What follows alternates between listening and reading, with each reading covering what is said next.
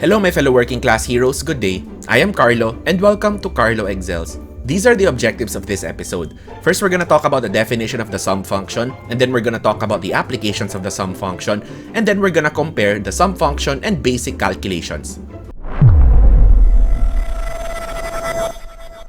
So what is the sum function and what does it do? Well, this is from Microsoft's own help document. The sum function adds all the numbers that you specify as arguments. Each argument can be a range, a cell reference, an array, a constant, or the result from another function. So for the sum function, the function name is sum, and the function arguments are values. I know that the sum function is very ubiquitous to Microsoft Excel. In fact, I am sure that the sum function is one of the very first functions that people learn whenever they learn Microsoft Excel. In fact, most people learn about the sum function before even learning or without even knowing what functions actually are. In fact, people know about the sum function and they don't even know basic calculations. That's how ubiquitous the sum function is to Microsoft Excel. So right now, we have here a sample class record of students. Now, the fact that the students have all the same grades is on purpose so that we can compare the results of the sum function using many different ways of using it. So before we start, I hope that you've already watched the video on basic calculations and the basics of functions so that we can move along just fine when it comes to this particular lesson. So as a review, let's try doing basic calculations. If you remember in a previous lesson, this is how we did it, right? So basic calculation, we declare a formula like so, and then we click on the individual cells like this, and then we add the plus sign like this, right? And then we press enter, and then we get the result.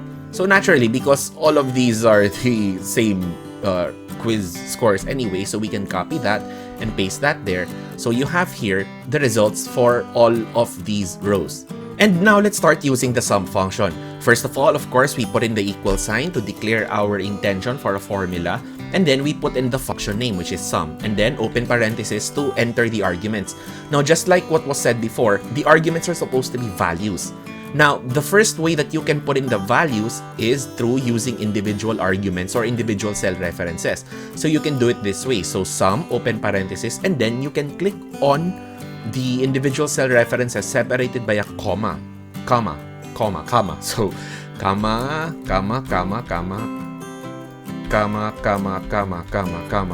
like so. So this is like telling Microsoft Excel, please sum the following cell references. When you press enter, you have the exact same value as the basic calculation. One great thing about the sum calculation is it supports range calculations. So we can do it this way. So sum, open parenthesis, and then instead of having to click on each individual cell individually, we can simply drag our mouse cursor across different cells, and then we can simply close parenthesis. And then in this case, we are using now our range, right? So the range from B3 to K3 in this case, and then when we press enter, you have the exact same result. Also, in case you didn't know, the sum function can actually accommodate multiple ranges as multiple arguments. So you can do it this way. So we can have here equals sum, open parenthesis, and then we can have this range over here, alright, comma, and then this range over here. You can do it this way. And then when you close the parenthesis and then you close the calculation, you have the exact same result. And yes, just like what was discussed in a previous lesson, the sum function can in fact be nested. So you can do it like this. So you can do it equals sum, and then the sum function can be an argument of the sum function or any other function for that matter. So you can have here the sum of this, comma, we are still declaring the arguments of the first sum function, comma, and then the sum of this.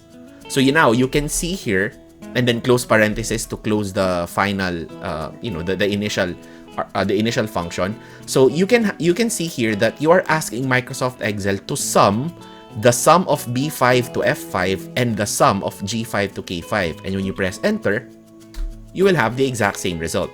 And well, I doubt that you will ever do this anyway, but for academic purposes, if in case you were wondering, yes, you can even use a combination of individual arguments, single ranges, multiple ranges, or even nested sum functions.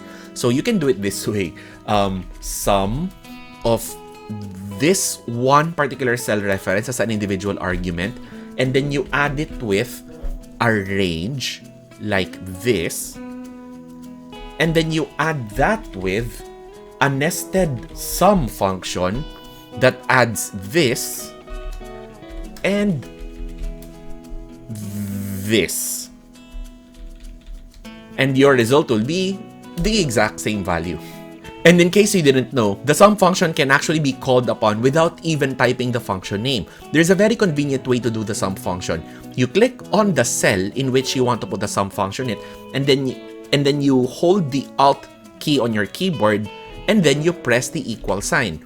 If you do that, you will see that Microsoft Excel scans the surroundings for a row of numbers and then will try to confirm if that is the row of numbers that you want to add. So if you press enter here, right, so you have the exact same value as if you did the function manually yourself. In fact, you can highlight these cells and then press the equal alt equal once, and then there you have your sum functions. Well, some of you may be wondering, if I already know how to do the basic calculations, do I ever really need a sum function? Well, the answer is yes. The first big advantage, of course, is that the sum function can handle ranges. So that is far more convenient to do than having to assign individual cell references. You might not notice a difference if you have very few cell references to take care of, but if you're summing hundreds, thousands of different rows or columns, the sum function, of course, is much more convenient than basic calculations. Also, the sum function handles addition a little bit differently compared to basic calculations, and knowing these differences are very, very important, especially for us as teachers. In fact, for us teachers, and I know you can relate when I say this, seeing a grade book that looks like this is very rare for us. You rarely see each student in one class be able to take all of the quizzes without any problems. That is why a grade book of a teacher does not look like this. It normally looks a little like this, alright? You have your zeros, you have your absences, and then you have your blanks. Each and every teacher has their own procedure as to how they deal with zeros and absences on their grade books. I am guessing that this is what most teachers do. Whenever teachers mark a student as 0 on one of their quizzes or exams or PTs, I am guessing that that is because a student took this quiz but just had a 0 score. However, when a student is absent or was actually unable to perform the quiz or performance task or exam, I do not know what you do. In some cases, teachers just leave it blank. In some cases, teachers do not leave it blank but in fact put in a letter, like for example, letter A, which stands for absent. So let's see how the sum function compares to the basic calculations as far as these different circumstances are concerned. So let's put in a sum function here, which adds all of these scores together, including the blanks. And then let's have a basic calculation, which also includes the blanks. So let's do this, plus this, plus this. And then you have the same score. So copy paste that downwards, you still have the same score. So let's try zeros. How does the sum function and basic calculations treat zeros? No problem there. The sum function and basic calculations treat zeros as zeros. Let's see the next two rows. You will notice that in this case, the teacher records an absence as a blank cell. And in this case, the teacher records an absence with a letter. So let's see how the sum function works in this case. No problem there. It will still add the elements, this row together. And then of course, the basic calculation will work the same way. And what about text?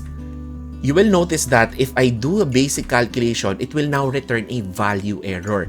Now, why is that? Because basic calculations cannot handle text. Text cannot be calculated by basic calculations. But what about the sum function? The sum function, whenever it finds text data among its arguments, it will simply ignore the text data as if it was 0. So it's not really adding the text data, right?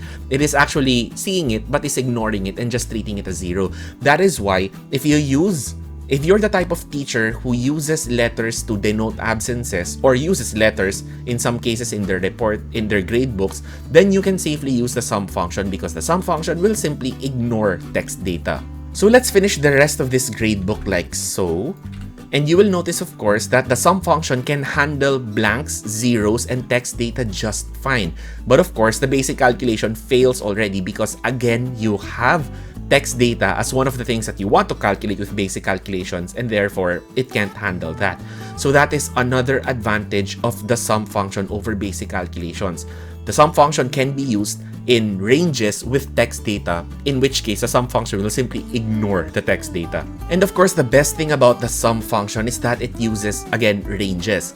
But there are a lot of things that you can do with ranges. If you know how ranges work, there are a lot of tricks that you can do. However, I am not going to discuss the tricks of ranges in this episode. So in the meantime, please subscribe to this channel so that when I talk about ranges, you won't miss that lesson when it comes. So that's it for the sum function, its uses, and its applications.